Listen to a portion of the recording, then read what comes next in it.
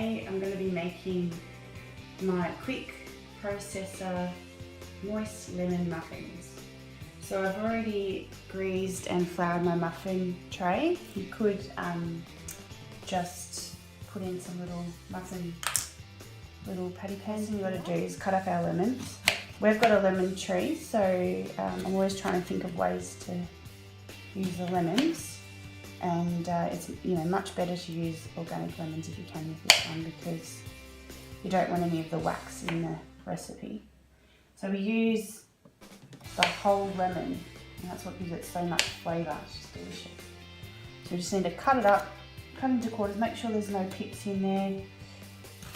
No, don't see any pips, so I'll chuck it straight in.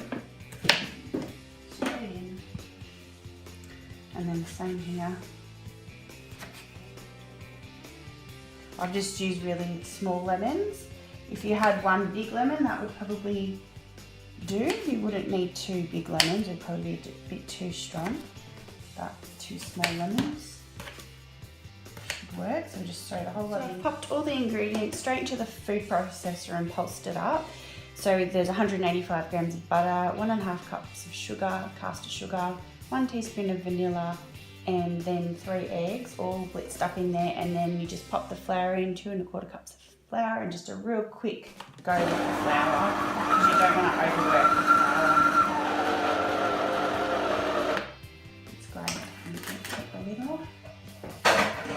And next we can pop the mixture straight into the muffin tray.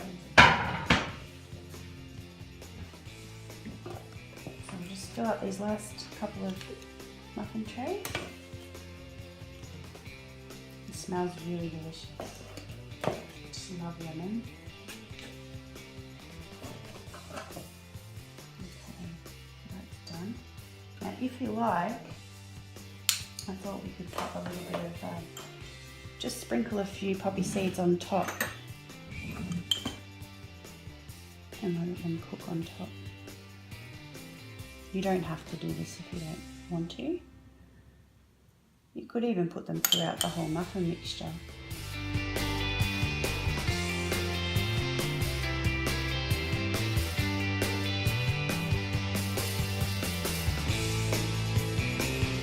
Okay, so the lemon muffins are done, they're out of the oven.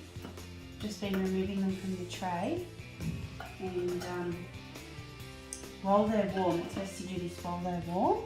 I've just popped the sugar in here, 1/2 cup of sugar. I ended up using 3 lemons just to make it the right consistency, the juice of 3 lemons, and now just sort of pour it on top of each muffin.